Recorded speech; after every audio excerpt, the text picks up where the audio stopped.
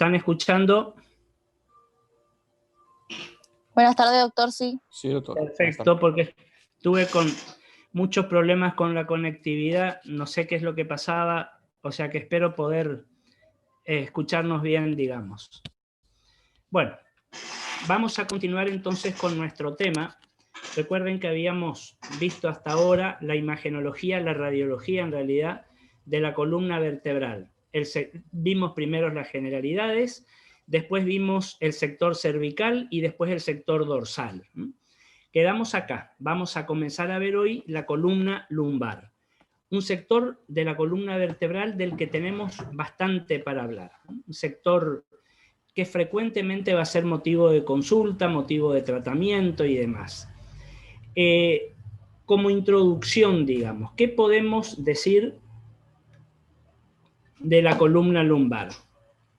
Reiteramos algo que habíamos dicho al principio, son las vértebras más grandes, también es el sector que va a tener menor cantidad de vértebras, hablo de sector independiente, funcionalmente hablando, ya que el sector cervical tenía 7, el sector dorsal tenía 12 vértebras dorsales o torácicas, en el sector lumbar solamente 5 vértebras.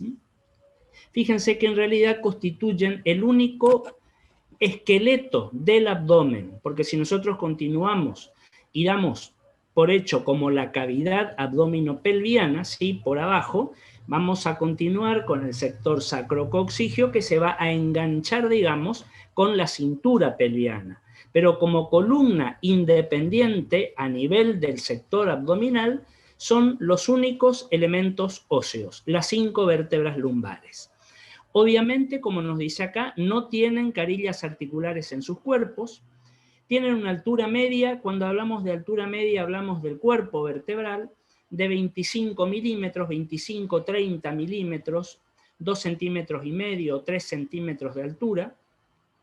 El diámetro transverso es mayor que el anteroposterior, una cuestión anatómica, funcional, para poder dar sustento a toda esa cavidad abdominal. Y el conducto raquídeo en esta zona toma un aspecto o una forma entre ovalada y triangular. Recuerden que más o menos hasta la mitad del trecho de la columna lumbar tenemos dentro del conducto a la médula espinal como cordón medular. Y aproximadamente al nivel de L2 o L3, este cordón medular se va a desarmar, digamos, se va a deflecar en la cola de caballo o el filum terminal. Eso como, digamos, generalidad para ir entendiéndonos. Fíjense, si nosotros comenzamos a analizar radiológicamente a la columna lumbar, nosotros estamos viendo acá un par radiográfico. Columna lumbar de frente, columna lumbar de perfil. Recuerden, y lo vamos a ver ahora inmediatamente, que a la columna lumbar también se la puede radiografiar en conjunto con el sector sacro o sacrococcígeo. En ese caso vamos a hablar de radiografías de columna lumbosacra. Lo que estamos viendo acá en este momento es un par radiográfico de la columna lumbar. Siempre, recuerden, acostumbrémonos a contar cuántas vértebras lumbares aparecen. ¿Por qué razón? Porque vamos a encontrarnos, si bien no es muy frecuente, pero lo podemos encontrar, que nosotros contamos las vértebras. ¿Cómo las contamos? Fíjense, esta que les muestro acá es la primera vértebra lumbar. Siempre las contamos de arriba para abajo. ¿Cómo sabemos que esta es la primera vértebra lumbar? Porque es la primera que no tiene costillas. Fíjense que desde esta otra vértebra se desprende a cada lado el último par de costillas, el par de costillas número 12. En realidad ya costillas falsas o flotantes, pero costillas al fin. Esta es la primer vértebra que no presenta costillas, por lo tanto va a ser L1. Contamos L1, L2, L3, L4 y L5. Acá L5 está medio cortada. La verdad me hubiera gustado que esta radiografía tome un poco más abajo. Pero bueno, están las 5 vértebras. ¿Por qué les digo contemos las vértebras? Porque nos vamos a encontrar que en algunos pacientes contamos, como hicimos ahora, de arriba abajo, L1, L2, L3, etc. Y resulta que encontramos solamente 4 vértebras lumbares. Y después, hacia abajo, ya sigue lo que es el conglomerado sacro. ¿Qué pasó? Ese paciente, esa persona, está presentando un proceso que es congénito, que se llama proceso de asimilación, que es cuando un sector de la columna se asimila, se parece a otro sector. Y fíjense que hablamos del sector o de la región lumbosacra. Quinta lumbar, espacio lumbosacro, sacro. Y fíjense, habíamos dicho ya en su momento, y con esto ustedes lo pueden comprobar, y vamos a ver más casos también adelante, que es un sector transicional de la columna. Es un sector donde dentro de lo no frecuente aparecen alteraciones congénitas. ¿Qué pasó? ¿Ese paciente nació con 4 vértebras lumbares solamente? No. En el proceso de formación embriológica, la quinta vértebra se asimiló al sacro, tomó las características anatómicas del sacro. Ese proceso se va a llamar sacralización de la quinta lumbar. Acá en el chat les pongo para que lo tengan. Sacralización de L5. ¿Cuándo tenemos una sacralización de L5? Cuando contamos solamente 4, perdón, ya les pongo 4 vértebras lumbares. En ese caso hablamos de una sacralización. Proceso, anomalía congénita, que puede llevar a algunas alteraciones, como ser dolores, impotencia funcional, etcétera, etcétera. ¿Qué otra cuestión puede pasar? Tengo la radiografía de la columna lumbar de frente, empiezo a contar desde L1 hacia abajo, cuento 1, 2, 3, etcétera, y resulta que me aparecen 6 vértebras lumbares. ¿Cómo es eso? ¿El paciente nació con una vértebra lumbar de más supernumeraria? No. El primer sector sacro es como que se desprendió del conglomerado sacro y se asimiló al sector lumbar. Tomó las características morfológicas de la columna lumbar. Ya te contesto enseguida, Jonathan. ¿Cómo se llama a esta situación? A esta situación la vamos a llamar, acá les anoto, lumbarización de S1. Lumbarización de S1.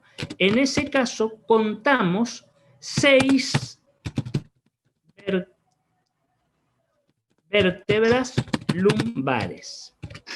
¿De acuerdo? Son los 2 procesos de asimilación que podemos encontrar a nivel lumbosacro.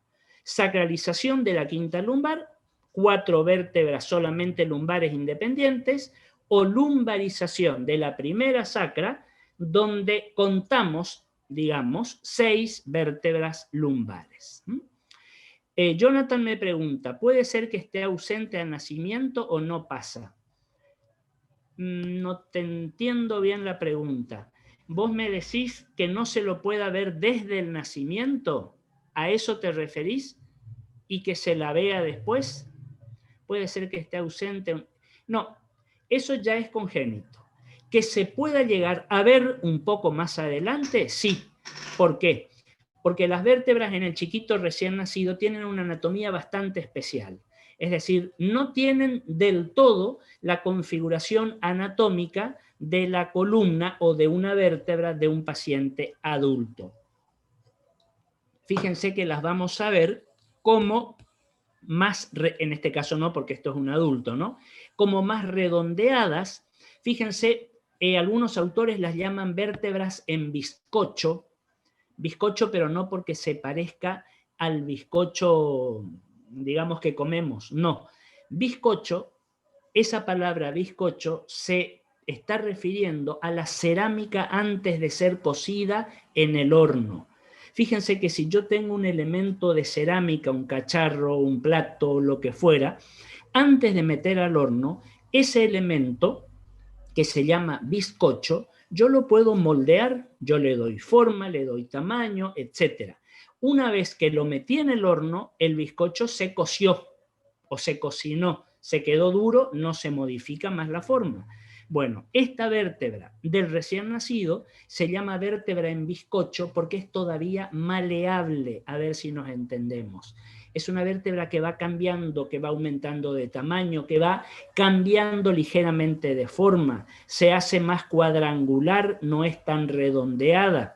En el chiquito los espacios me aparecen como más grandes, pero porque las vértebras son un poco más chicas. Cuando esa vértebra adquiere el tamaño compatible con la edad que fuera, el espacio, digamos, queda al tamaño que realmente debe tener. ¿Se entendió?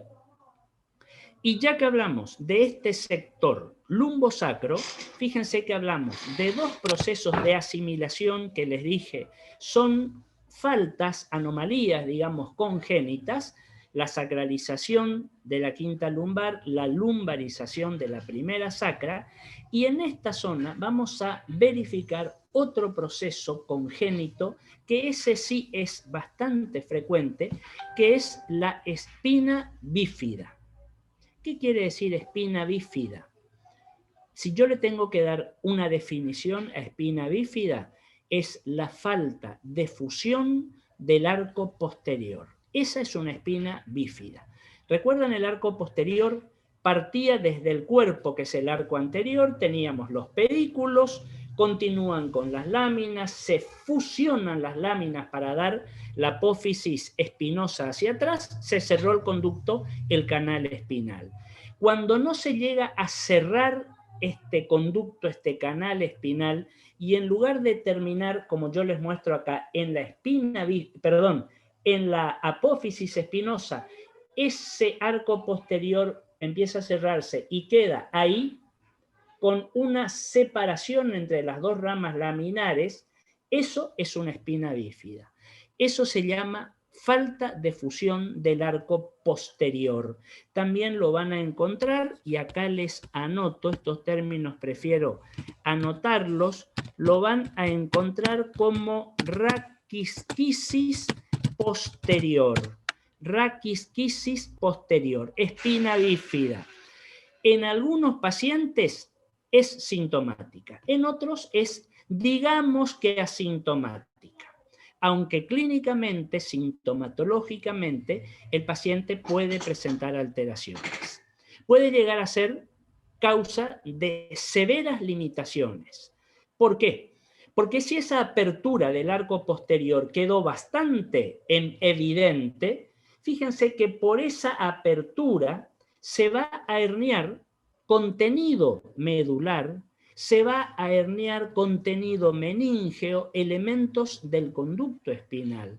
Y ustedes podrán tener un meningocele cuando las membranas meníngeas se hernian, o un mielomeningocele cuando se hernian no solamente las membranas meníngeas, sino también parte del cordón medular, o a ese nivel ya hablamos en realidad del filum terminale o de la cola de caballo, con alteraciones desde leves hasta imposibilidad de que el paciente pueda estar en bipedestación, pueda caminar, etcétera, etcétera. Meningocele o mielomeningocele es la herniación, esa terminación cele quiere decir herniación, de algún elemento anatómico del conducto raquídeo a través de esa puerta que quedó abierta y no terminó de cerrarse o de fusionarse. ¿Estamos hasta acá? ¿Quedó entendido esta cuestión?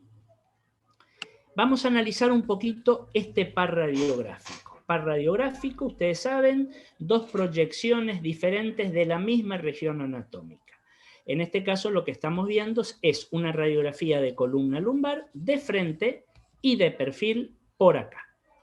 Lean, por favor, vayan leyendo los numeritos y las referencias anatómicas. Acá tenemos el cuerpo vertebral, esta estructura cuadrangular, cuadrada.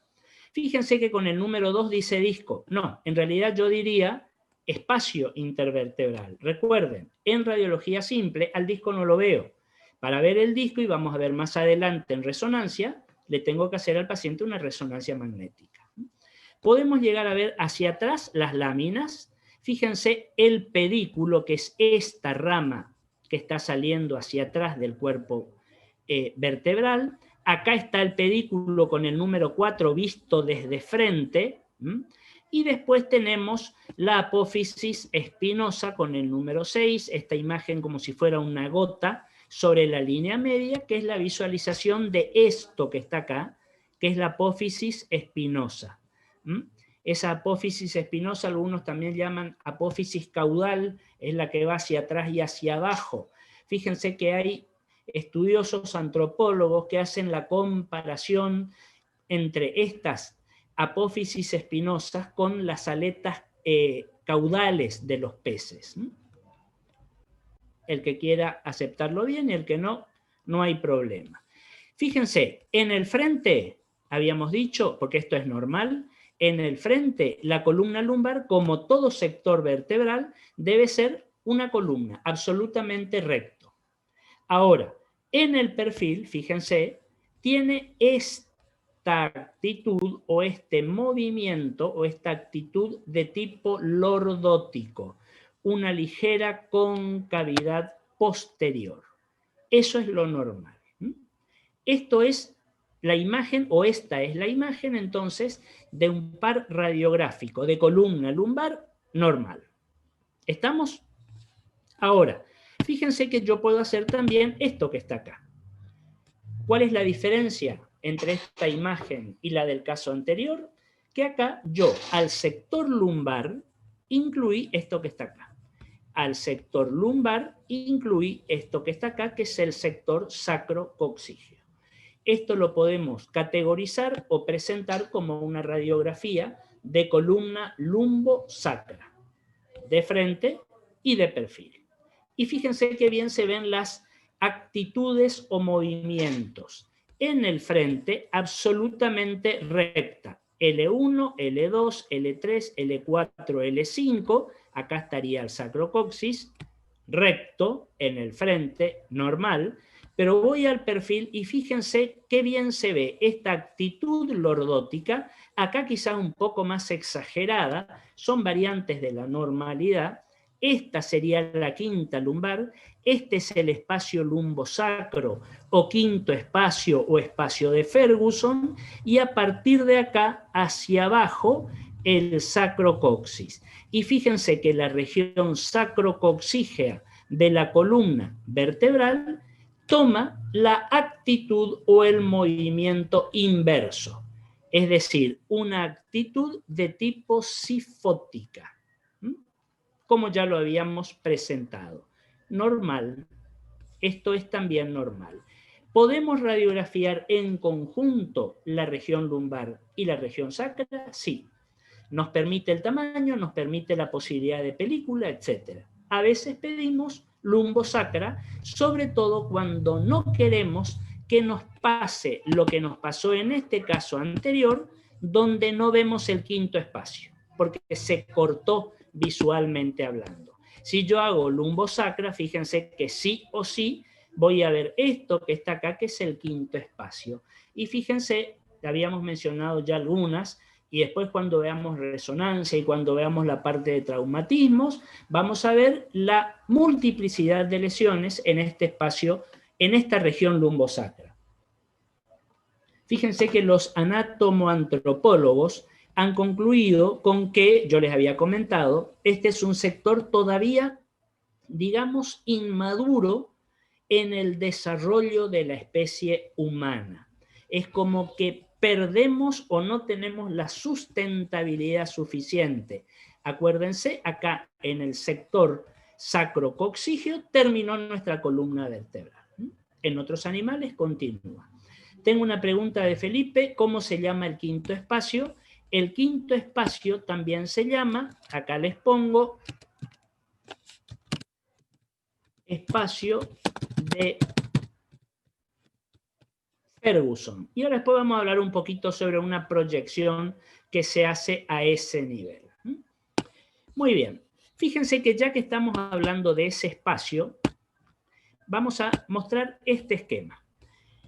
Fíjense, vamos a marcar lo que es el ángulo lumbosacro. O sea, el ángulo que presenta nuestro espacio lumbosacro o nuestro quinto espacio intervertebral, lumbar, o nuestro espacio de Ferguson. Fíjense que si yo observo, voy un momentito a la imagen anterior, si yo me fijo en esta columna lumbosacra de perfil, yo quiero ver si este espacio es normal o no. ¿A qué me refiero con que si es normal o no? Si este sacro le da sustentabilidad suficiente al sector lumbar. ¿Qué le voy a hacer? Voy a hacer lo siguiente. Hagamos de cuenta que esta es mi radiografía de columna lumbosacra de perfil y voy a medir el ángulo lumbosacro. ¿Cuál es el ángulo lumbosacro? El ángulo que presenta el espacio lumbosacro entre la quinta lumbar, que la tenemos acá graficada, y el sacro. ¿Cómo lo hacemos? Trazamos una línea horizontal, absolutamente horizontal. Si podemos tener una escuadra mejor, apoyamos el lado corto de la escuadra, que se llama cateto menor, sobre el borde de la película, que siempre es absolutamente recta. Con el cateto mayor marcamos esta línea y fíjense, después tomamos la escuadra y la apoyamos sobre el borde superior de la carilla sacra o el borde superior del sacro. Marcamos una línea, continuamos esa línea hasta que esa línea se corte con la línea horizontal que marcamos anteriormente. Y fíjense que entre las dos líneas me va a quedar generado, me va a quedar marcado un ángulo, lógicamente. Un ángulo que será agudo, más o menos agudo. ¿Qué hago a continuación? Esto en realidad lo hace el traumatólogo, lo hace el ortopedista, lo hace el rehabilitador. Mido el ángulo. Y fíjense, en este caso, por ejemplo, me dice 34 grados. Es normal. Hasta 34 grados, algunos hablan de 35 grados, vale, es lo mismo, el ángulo es normal. ¿Qué quiero decir con el ángulo es normal? Esta carilla articular superior del sacro sostiene adecuadamente y suficientemente a todo el conglomerado de la columna vertebral que se va a apoyar ahí. Ahora, si es mayor de 34 grados, ya vamos a ver un ejemplo, quiere decir que este sacro, en lugar de tener esta ubicación, se va para atrás, se horizontaliza. El ángulo que yo mida, ya vamos a ver un ejemplo, me va a dar más de 34 grados o 35. Me dará 38, 40, 50, lo que fuera. En ese caso vamos a hablar de una inestabilidad de la columna. ¿Qué es una inestabilidad de la columna? Una columna lumbar y hacia arriba que no encuentra sustento, no encuentra base de apoyo suficiente en el sacro. Porque en lugar, si esta es la vértebra, así, en lugar de tener el sacro esta ubicación para sostenerlo, el sacro me hace esto. Entonces esta vértebra pierde apoyo. Fíjense lo que les estoy diciendo en este ejemplo.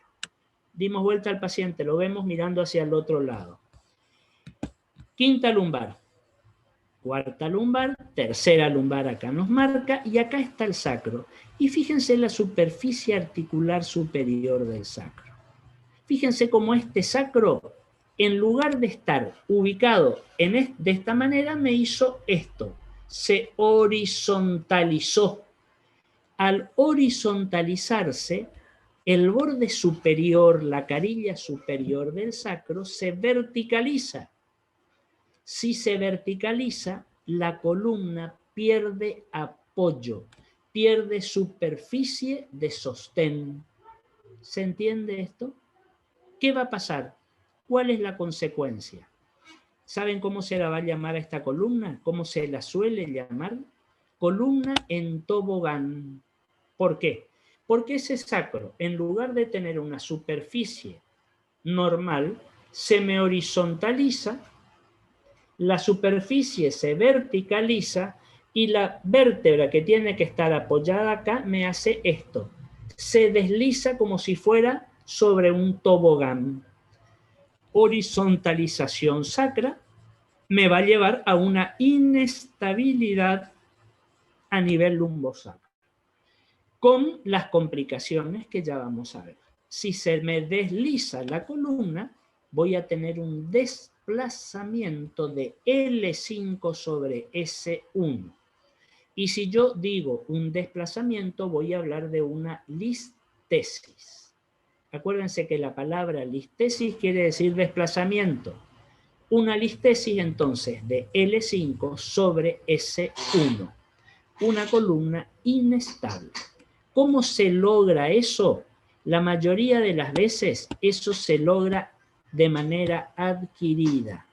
Es decir, con el hábito gimnástico localizado, pero ejercido exageradamente sobre esta zona para que el sacro se horizontalice, para que la cola quede parada, levantada, la columna pierde sustento. Esa paciente tiene muy grandes probabilidades de presentar una listesis a futuro. ¿Se entendió esta cuestión? Vamos a ver ahora dos proyecciones diferentes. Nosotros vimos el frente, vimos el perfil. Muy bien. Vamos a hablar ahora de las oblicuas. Oblicuas, otra vez, como dijimos en columna cervical. Cuando hablamos de oblicuas, siempre hablamos de las dos oblicuas. La oblicua anterior izquierda y la oblicua anterior derecha. Cada una me muestra la mitad, se complementa una con otra. Ahora, nosotros habíamos hablado de incidencias oblicuas cuando habíamos hablado de columna cervical. Y recuerden que dijimos, en columna cervical solamente oblicuas. Ya te contesto, aguantame un poquito, Jonás. No quiero cortar esto. Habíamos hablado de proyecciones oblicuas en columna cervical cuando quiero ver agujeros de conjunción. ¿Para qué oblicuas en columna lumbar? No para agujeros de conjunción.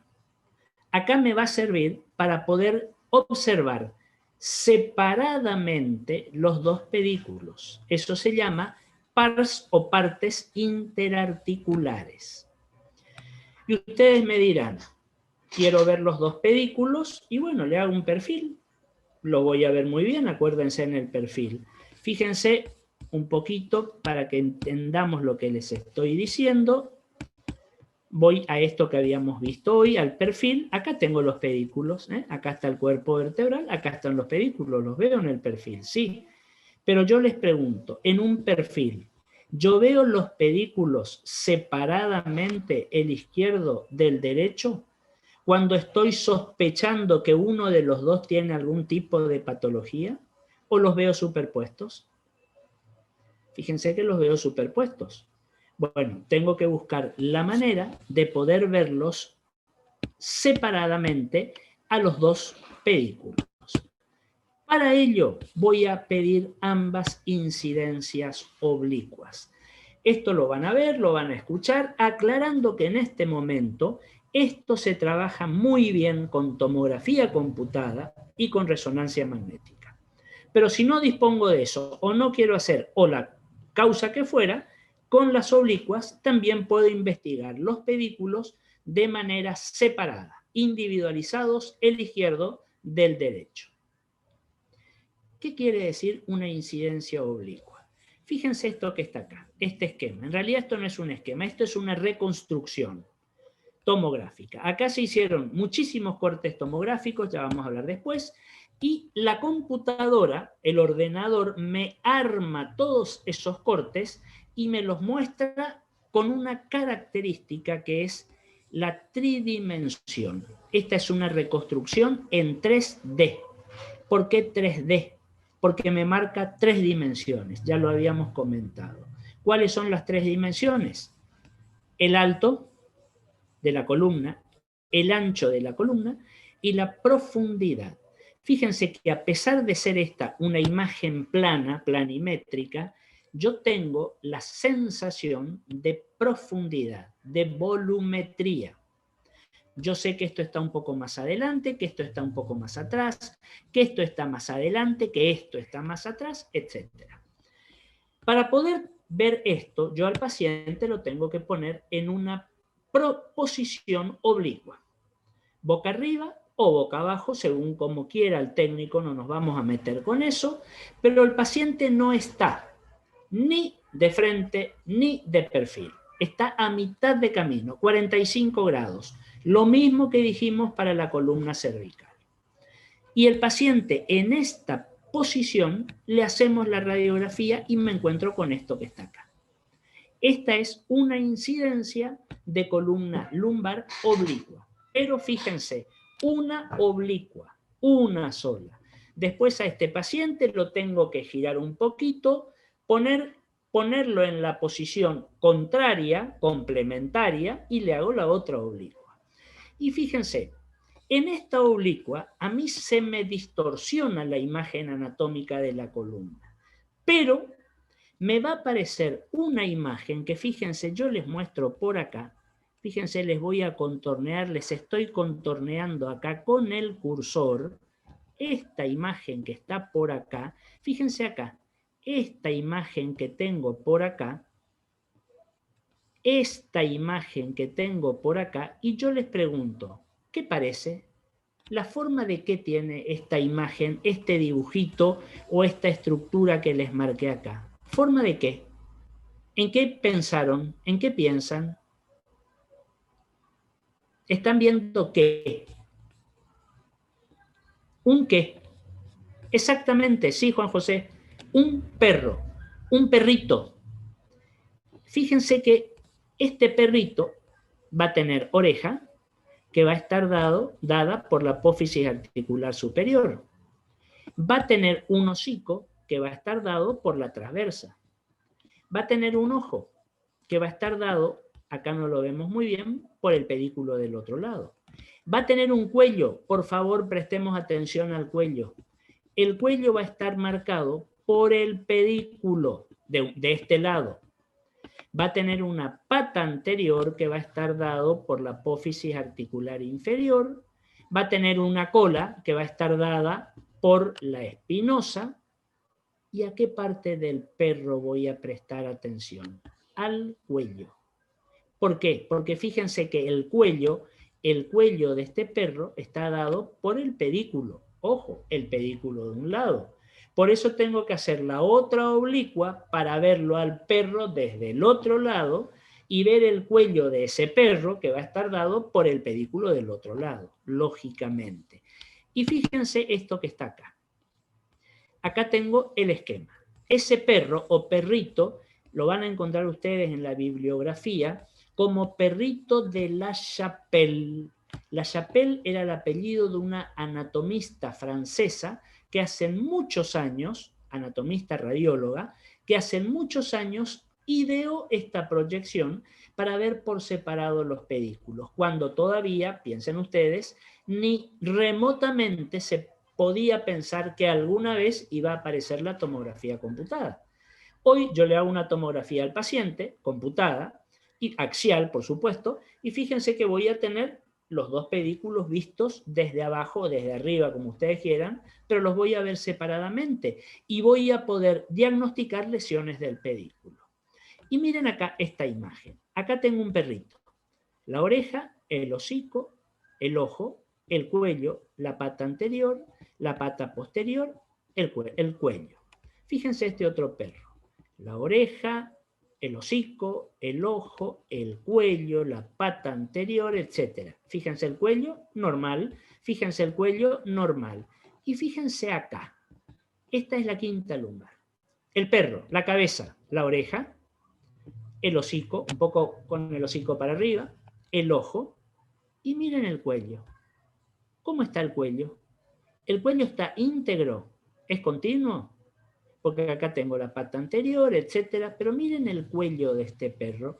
¿Qué le pasó al cuello de ese perro? Sí, Jonathan, está seccionado. ¿Saben cómo se llama esto? La imagen del perro decapitado o del perro degollado. Es como que le cortamos el cuello al perro, le cortamos la cabeza, lo partimos a nivel del cuello.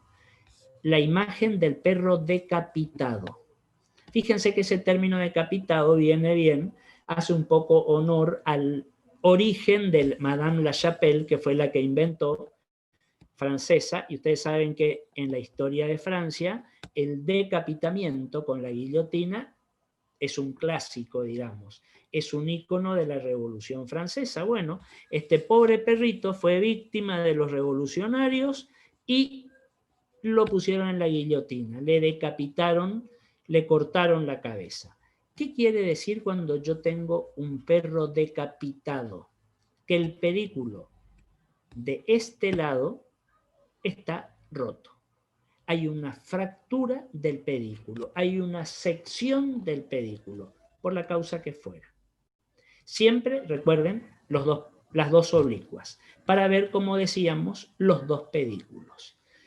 Ahora, ¿qué va a pasar si este decapitamiento veo en esta oblicua, le hago la otra oblicua y también está decapitado el perro del otro lado? Me voy a encontrar con esto que está acá. Fíjense, voy a tener una listesis. Corto el pedículo, esta vértebra se va a desplazar. Corto los dos pedículos, la vértebra, el cuerpo perdió amarre, perdió sujeción, se desplazó. Vamos a tener una espondilolistesis, es decir, el desplazamiento de una vértebra. Desplazamiento de un cuerpo vertebral hacia adelante. ¿Cuál es el mecanismo más frecuente? El traumatismo con fractura a ese nivel. ¿Dónde solemos encontrar más frecuentemente? Y bueno, fíjense, volvemos otra vez a ese sector crítico de la columna, el sector lumbo-sacro. Generalmente vamos a encontrar entre L4 y L5 o entre L5 y S1. Puede ser asintomática o sintomática dependiendo del grado de desplazamiento que tuvo. Dependiendo del grado de compromiso de las raíces nerviosas raquídeas, dependiendo del grado de compromiso del tironeamiento medular o de la cola de caballo que presenta. Para eso a mí me van a servir las oblicuas de columna lumbar. Aunque ahora, yo les decía, con resonancia o con tomografía se ve perfectamente. Ya le voy a contestar la pregunta que quedó pendiente. Ya tengo acá una pregunta de Felipe. ¿La rotura unilateral del pedículo puede generar asimetría visto de frente? Generalmente no. Generalmente no. Podemos encontrar otras alteraciones cuando se compromete un solo pedículo, que lo vamos a ver un poquito más adelante. No me apures todavía. Pero si es uno solo y el otro está consistente, puede no haber asimetría. El problema es cuando se rompen o se comprometen los dos pedículos. Esta es la respuesta para Felipe. Pero tengo otra respuesta que no me olvidé, que me hizo Jonás, que se le trabó la internet cuando explicaba lo del cálculo del ángulo. Lo repito y después vamos a nuestro intervalo. Voy un momentito, entonces atrás, los que vieron lo mismo lo pueden volver a ver, lo repasamos. Tenemos una columna lumbar de perfil y quiero evaluar el ángulo. ¿Cuánto mide el ángulo? Para ver si esta es una columna estable. ¿Qué quiere decir estable? Que el sacro cumple con su función de sostén por debajo a todo el conglomerado de la columna. Una línea horizontal trazo sobre la placa, sobre la radiografía, y fíjense que sea bien horizontal. Y fíjense, apoyo mi regla o mi escuadra, como yo les dije, sobre el borde superior acá del sacro, o la carilla articular superior del sacro, trazo una línea, la prolongo, hasta que me corte en algún punto esa línea horizontal que tracé antes. Si tengo una línea horizontal y otra oblicua que en algún punto se cortan, fíjense que me van a generar un ángulo. En este caso seguramente va a ser un ángulo agudo. ¿Cuál es un ángulo agudo? El que mide menos de 90 grados. Cuando este ángulo yo lo mido con el semicírculo, con el transportador o lo que fuera, yo lo mido, y el ángulo me da hasta 34 grados, es normal. Esa columna está estable. Ahora, si el ángulo es mayor de 34, o también les dije, algunos consideran 35, me da 38, 40, 50 o lo que fuera, es decir, más de 34 grados, vamos a hablar de una columna inestable. ¿Por qué razón? Les vuelvo a mostrar el ejemplo en la imagen. Fíjense, trazamos la línea horizontal, como yo les dije, y la otra que vaya por la superficie articular superior del sacro. Acá está el sacro. Esta es la quinta lumbar, carilla articular superior. Prolongo, marco el ángulo, mido el ángulo, y ustedes a simple vista se van a dar cuenta que este ángulo es mucho mayor que el anterior. Este es casi un ángulo recto, es decir, mide con seguridad más de 34 o 35 grados. Por lo tanto, vamos a hablar de una columna inestable. El sacro se horizontalizó, en lugar de estar con la superficie así, el sacro se horizontaliza, se verticaliza la superficie articular, y la vértebra que tendría que apoyarse acá, si hace esto, la vértebra se desplaza y vamos a tener una listesis, un desplazamiento de L5 sobre S1, o una listesis, espondilolistesis, a nivel lumbosacro. Eso es lo que había explicado hoy, que te habías quedado cortado. A ver, acá me dicen que tengo otro mensaje. Laila, la línea horizontal siempre va... No, la línea horizontal se pone por abajo para que sea de referencia con la otra oblicua que vas a trazar, ¿de acuerdo? Para que te marque el ángulo. ¿Alguna pregunta hasta acá? ¿Está claro, se entiende esto, se va entendiendo hasta ahora? Fíjense, les muestro una imagen y después vamos al... Perfecto. Vamos después al recreo. Fíjense, una imagen real, una radiografía, y esto es un esquema, una reconstrucción esquemática, para marcar lo que es una listesis. Acuérdense, por favor, listesis igual a desplazamiento. Esta es una imagen que está localizada a nivel de la quinta lumbar y el sacro. Esto que está acá es el espacio lumbosacro. Fíjense, un espacio lumbosacro que la relación entre la quinta lumbar y el sacro, o la primera sacra, si ustedes quieren, es normal. Están en su lugar, están en fila, por así decir. Con un espacio conservado, no está libre de patologías esta imagen, porque fíjense que la densidad de este borde está aumentada, fíjense que acá tengo esta excrescencia, que lo mismo que acá, que después vamos a mencionar y la vamos a denominar pico del oro, cuando hablemos de artrosis. No sé si entramos hoy o mañana. Pero la alineación, el orden está conservado. Ahora, miren acá. Esto es un esquema, dijimos. Quinta lumbar, cuarta lumbar, tercera, cuarta, quinta, sacro. Fíjense, esta quinta lumbar no tiene continuidad con la superficie articular superior del sacro. Está totalmente desplazada. Esto es una listesis. Cuando ustedes mencionen o presenten esta palabra listesis, siempre tenemos que decir listesis de tal sobre cual. Si yo digo solamente listesis, estoy diciendo algo, pero no digo mucho. Lo correcto acá sería mencionarlo o presentarlo como una listesis o una espondilolistesis de L5 sobre S1. Fíjense que hay una falta de congruencia casi completa. ¿Cuál es el problema? Pueden haber compromisos de las raíces nerviosas, de los nervios raquídeos, del cordón medular, porque esto tracciona el cordón medular, o acá, bueno, hablamos de la cola de caballo.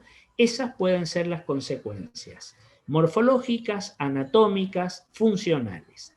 Fíjense que en este esquema se marcó también, nos sirve para ir mentalizándonos, la presencia de los discos intervertebrales.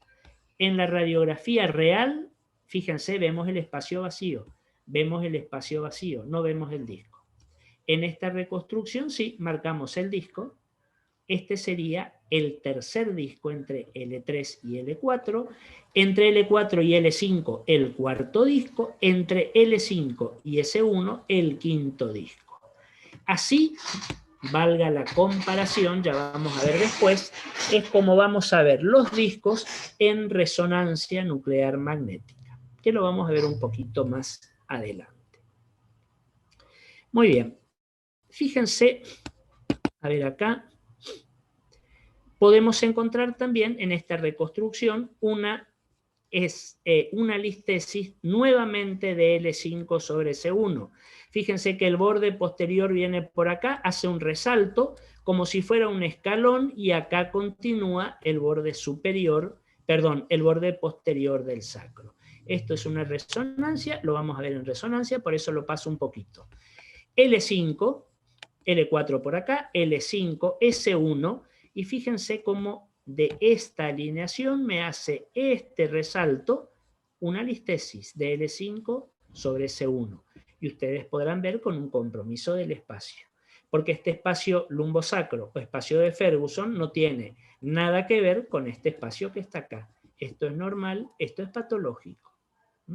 Fíjense que pueden haber también listesis, como en este caso vemos acá, más altas. Esta sería la duodécima dorsal, porque acá se está desprendiendo el último par de costillas, la undécima y la décima. Una espondilolistesis de D10 sobre D11, pero acá producida por otra causa. ¿Se habrán fracturado los pedículos? Posiblemente, pero acá hubo una acción traumática. ¿Cómo sé que esto fue un traumatismo? Porque esta vértebra, esta undécima dorsal, está fracturada. Y ustedes me dirán, ¿y dónde está el trazo de fractura?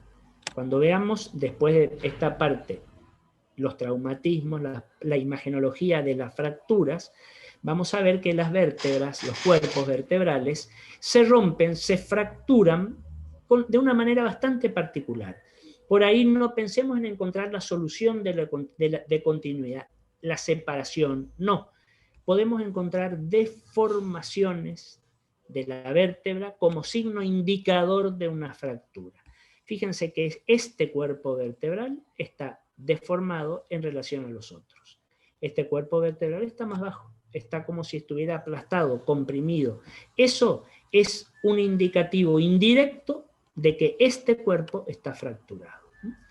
Lo mencionamos así porque después esto lo vamos a ver muy bien en la parte de fracturas en general. Bueno, contesto una pregunta de Jonathan y nos vamos al recreo. ¿La clínica puede ser de una lumbociatalgia en este caso? Sí, con toda seguridad. La lumbociatalgia, ¿qué es la lumbociatalgia? Es el dolor a nivel lumbar y más abajo. Fíjense que me está involucrando el nervio ciático. Esto es una característica clínica frecuentísima en las patologías de la columna lumbar y de la columna lumbosacra, la lumbociatalgia. Podemos hablar de lumbalgia cuando duele solamente la región lumbar.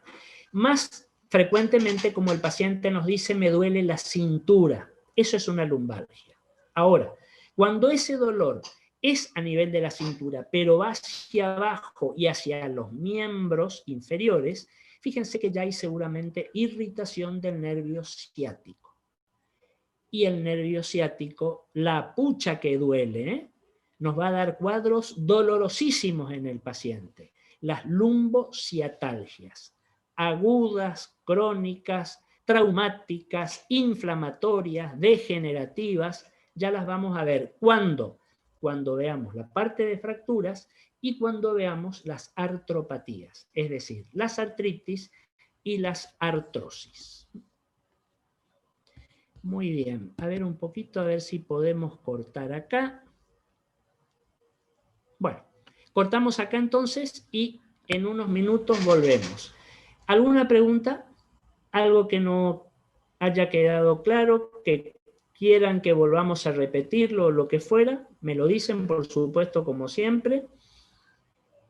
Lo presentamos, lo charlamos, etc. ¿De acuerdo?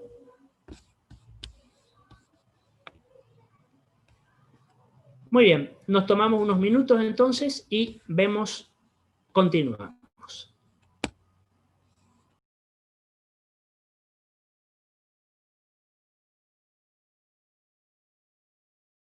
A continuar entonces, antes de continuar, contesto la pregunta de Ana. No, todavía no tenemos fecha de segunda era, ni bien la tengamos. Yo, como de costumbre, con tiempo ya les voy a mencionar. Estábamos viendo entonces ejemplos de listesis de desplazamiento. Acá les muestro dos ejemplos, dos pacientes diferentes con distintos grados de espondilolistesis. Fíjense, acá hay una listesis de L5 sobre S1 con un resalto moderado, digamos, o leve si quieren, pero fíjense en este otro caso, tenemos la sucesión de columna lumbar L5, 4, 3, 2, 1, y fíjense, entre L4 y L5, fíjense el resalto que se produce. Esto podemos categorizarlo como una listesis de L4 sobre L5.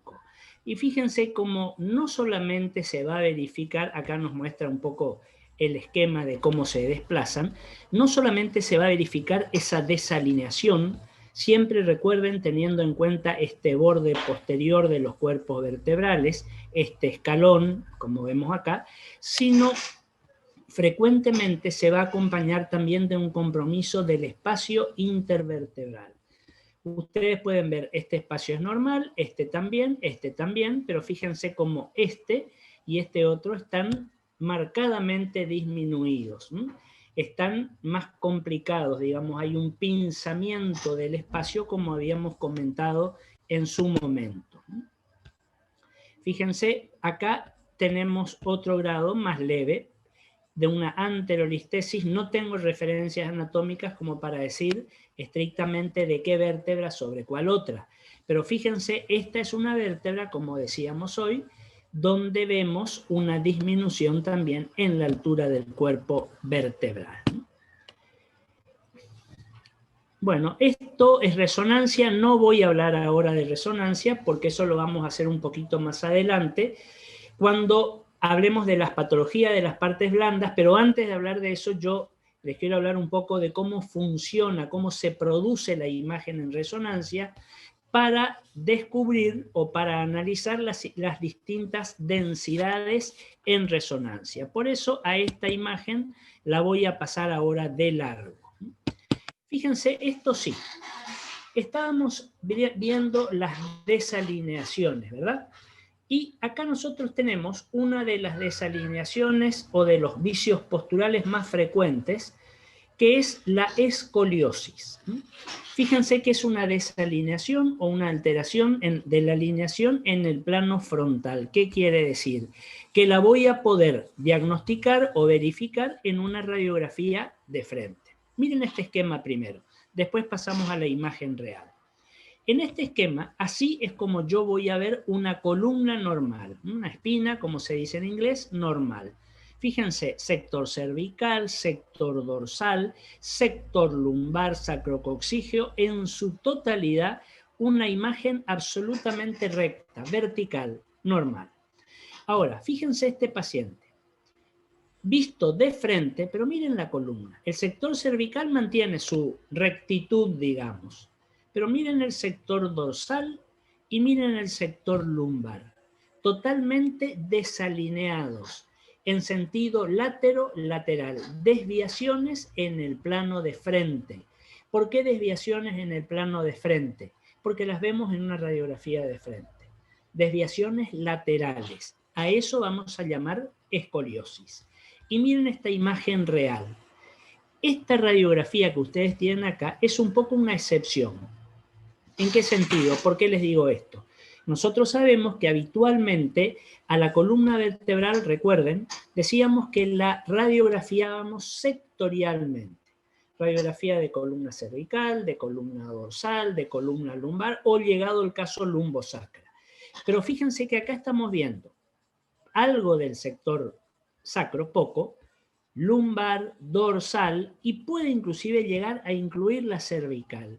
Esta práctica radiográfica simple tiene un nombre y a eso nosotros lo vamos a llamar, acá les pongo, espinografía, o también llamada o llamado espinograma. ¿Qué es eso? ¿Qué quiere decir? Es la imagen en una radiografía, en una sola radiografía, en una sola proyección, en una sola toma de toda la columna vertebral. Se puede llegar a tomar desde la primera cervical hasta el sacrocoxis. No se hace habitualmente. ¿Por qué? Porque requieren de chasis especiales, de películas especiales, y no siempre vienen o pueden salir con una definición y una nitidez perfectas. Porque los valores que tenemos que poner al equipo de penetración, de kilovoltaje sobre todo, tenemos que buscar valores promedios. Y fíjense que yo a un paciente, si lo voy a penetrar a nivel lumbar, necesito un rayo duro, penetrante, alto kilovoltaje. Pero si lo voy a penetrar a nivel cervical, necesito bajar los valores de kilovoltaje, porque piensen ustedes que el espesor del cuello no tiene nada que ver con el espesor del abdomen. Acá buscamos valores promedios, donde no vamos a apuntar a la definición, a la nitidez, es decir, a ver el detalle anatómico. ¿Qué buscamos? Ver en forma generalizada, integral, como si fuera incluyendo toda la columna lumbar, para ver si tiene desviaciones laterales o laterolaterales. Fíjense que esta imagen corresponde a un paciente que está presentando una escoliosis. Habitualmente frecuente, cuando nosotros encontramos en un paciente una escoliosis, encontrar lo que por ahí ustedes pueden ver como escoliosis y contraescoliosis, o escoliosis y curvas compensadoras o escoliosis compensadoras. No, yo no puedo compensar una patología con otra patología, no es lo lógico. Sí pueden ser posiciones o posturas compensadoras. Fíjense que si yo en este caso analizo el sector dorsal, puedo decir que es una dextroescoliosis. Recuerden que las escoliosis habitualmente se nombran por el lado de la convexidad. Esto es convexo y esto es cóncavo. Entonces, esto es una dextroescoliosis, la convexidad hacia la derecha del paciente. Y si sigo mirando hacia abajo, fíjense que en el sector lumbar puedo hablar de una levo o una siniestroescoliosis. La convexidad está hacia el lado izquierdo del paciente. Eso trata de compensar la postura, porque si nosotros tuviéramos una escoliosis en un sentido, el paciente estaría lateralizado, valga el término, estaría torcido. Entonces, espontáneamente trata de compensar una angulación o una desalineación con la otra. Por eso se habla de escoliosis y de contraescoliosis, para que el paciente más o menos su estática y su dinámica continúen. Mal, porque no van a continuar bien. Estas vértebras que están desalineadas van a sufrir un desgaste patológico, que eso se traducirá en malas posturas, se traducirá en artrosis, ya vamos a ver después cuando veamos las artropatías. Esto es lo que vamos a encontrar frecuentemente. Fíjense, una escoliosis entonces, como se puede decir también, dorso-lumbar. Y cuando hablamos de escoliosis, tenemos que hablar o podemos mencionar una diferencia o la diferencia entre una escoliosis real o escoliosis verdadera o escoliosis franca con una actitud escoliótica o pseudoescoliosis. ¿Cuál es la diferencia? Vamos a hablar de una escoliosis real cuando las vértebras, además de lateralizarse, escuchen bien, rotan sobre su eje. Es como que giran sobre su eje. Eso es una escoliosis real. ¿Cuál sería una actitud escoliótica o una pseudoescoliosis? Cuando las vértebras de un sector se lateralizan hacia un lado, pero no rotan sobre su eje, no giran sobre su eje. Esa sería la diferencia. Por supuesto que una escoliosis real verdadera es más rebelde al tratamiento, es de tratamiento un poco más complicado, hay que ser más insistente con el tratamiento. Fíjense que acá encontramos algunas líneas, encontramos por acá algunos ángulos, justo acá. Eso lo va a trazar el traumatólogo, el ortopedista. Hay una serie de técnicas, no las vamos a ver nosotros, que me pueden llegar a decir qué tipo de escoliosis es, qué grado de escoliosis presenta el paciente, porque en base a eso el médico, el ortopedista, el traumatólogo, va a definir qué tratamiento va a hacer ese paciente. ¿Será una RPG, es decir, rehabilitación postural generalizada? ¿Será algún tipo de kinesioterapia específica? ¿Será algún tipo de deportes, natación, gimnasia localizada, o tendrá que recurrirse a la cirugía? Eso lo definirá el traumatólogo. Y acá Felipe me pregunta si la contraescoliosis es una adaptación compensatoria. Tomémoslo como eso, sí. Tomémoslo como una compensación para que el paciente mantenga más o menos su eje estático y dinámico compatible con una vida aceptable. Si yo hago solamente una curva, una escoliosis, fíjense que el paciente me va a quedar torcido. Entonces va a tener una mayor cantidad de problemas. Pero recuerden, compensatoria sí, hasta cierto punto, ¿eh? Esa no es la solución. Esto hay que corregir para que esta columna vuelva a alinearse, vuelva a ordenarse como corresponde. ¿De acuerdo? ¿Qué otras desalineaciones vamos a ver? Miren esto que está acá. ¿Qué estamos viendo? Primero presentamos una radiografía, ustedes podrán ver acá, de la columna dorsal en proyección de perfil. Muy bien. Fíjense que si yo analizo la radiografía de una mujer, fíjense las sombras mamarias, me llama la atención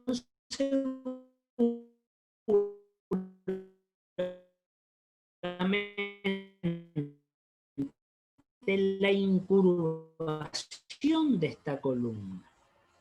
Que en el sector dorsal torácico sifótico, sifótico quiere decir de concavidad anterior, está extremadamente exagerado. Ese movimiento real, que es la en el plano de perfil, porque la voy a ver en el, si ustedes quieren, de una convexidad posterior. Y fíjense que esto es bastante frecuente de encontrar en distintos tipos de pacientes. Es bastante frecuente en el anciano. Este es un paciente o una paciente anciana. Y nos va a constituir, y lo vamos a ver esto en artropatías, vamos a volver a tocarlo, nos va a constituir un síndrome que se llama cifosis senil. Así, cifosis como acá, senil. ¿Qué quiero decir con eso? Cifosis ya sabemos, si hablamos de senil, que es la que va a aparecer en la edad anciana, en la ancianidad, en el paciente añoso. Pero para hablar de una cifosis senil, y esto vamos a hablar después en artrosis, tengo que tener una desmineralización ósea generalizada, como yo veo acá. Algunos también podemos mencionar como osteoporosis. Vamos a tener una artrosis, ya vamos a ver después artrosis, compromiso de los espacios, disminución de altura de los cuerpos, picos de loros, osteofitos, y vamos a tener una cifosis. Esa es la cifosis senil. Cifosis, artrosis, osteoporosis. En el anciano, lógicamente. Pueden aparecer cifosis en otras etapas de la vida. Cuando la adolescencia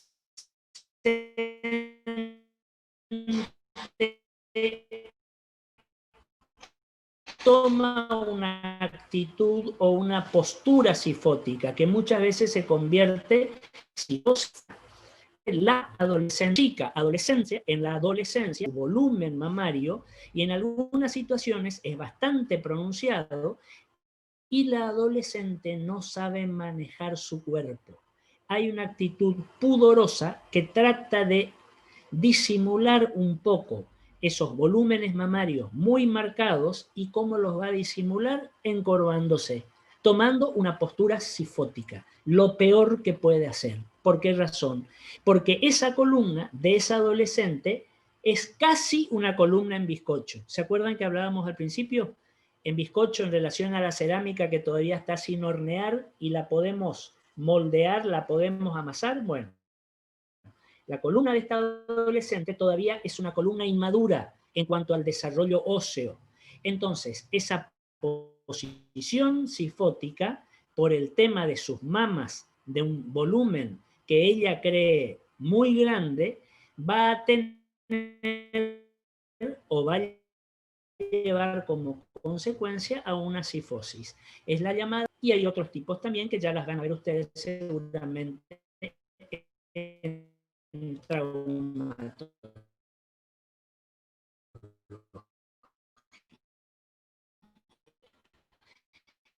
Esto entonces es una sifosis. Vamos a ver que algo ya habíamos visto al principio. Ya te contesto enseguida, Marinaldo. Fíjense esta columna cervical en proyección de perfil. Acá vemos una desalineación que ya la habíamos visto al principio en el plano de perfil, es decir, que la podemos observar en el perfil. ¿Qué les llama a ustedes la atención de esta columna cervical? Hay varias cosas. Algunas no las vimos todavía, ya las vamos a ver por arriba ahora y después vamos a meternos de lleno. Pero, ¿cómo está la alineación de esta columna? ¿Cómo debemos ver una columna cervical normal en el perfil? Acuérdense que tiene que tener una actitud o un movimiento lordótico, una ligera concavidad posterior. Y miren esta columna cervical de perfil es como si la viéramos de frente, absolutamente recta. Este paciente tiene una rectificación de la columna cervical. La rectificación es otra desalineación, es otro vicio postural muy frecuente. En este caso, seguramente debiéndose a otra patología agregada que tiene este paciente, que es una artrosis. ¿Cómo sé que es una artrosis? Miren esto que está acá. Miren esto que está acá. Miren esto que se insinúa por acá. Miren esto más chiquito que está por acá. Miren esto más chiquito todavía que está por acá. Esos son osteofitos, esos son picos del loro. Y si yo les digo osteofitos o picos del loro, lo mismo, estoy diciéndole en otras palabras, les estoy diciendo artrosis. Una columna artrósica. Esta columna lumbar, lo único que yo quiero que vean es esto que está acá, que es igual a esto que está acá, que vendría a ser lo mismo que esto que tienen acá, es decir, osteofitos, picos del loro, es decir, artrosis. ¿De acuerdo? Contesto la pregunta de Marinaldo. ¿El enfisema pulmonar puede causar una sifosis o empeorar una preexistente? En algunos casos pueden interferir entre ellas, en otros casos no, porque fíjense que en el paciente enfisematoso hay una deformación no solamente de la columna, como puede ser la sifosis. Hay una deformación de toda la jaula torácica. Acuérdense, el tórax en tonel, hay una alteración de la parrilla costal, del esternón, acuérdense esa prominencia, no llega a ser el pecho de pollo o el tórax en quilla, no, pero hay una prominencia de la pared anterior. Pero inclusive, fíjense que si el paciente tiene una sifosis, paciente añoso, que también es enfisematoso, puede complicar la patología. ¿Por qué razón? Porque piensen ustedes, traten, no tengo acá, por eso no les muestro, traten de visualizar mentalmente la radiografía de un enfisematoso de perfil, ese tórax en tonel.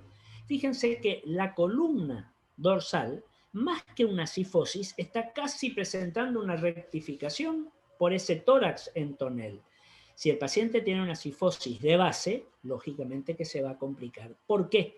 porque se va a restringir aún más la ventilación de ese paciente. ¿Está contestado? Pueden ir imbrincados unos con otros, el enfisema y la cifosis, o no. Va a depender de cada paciente.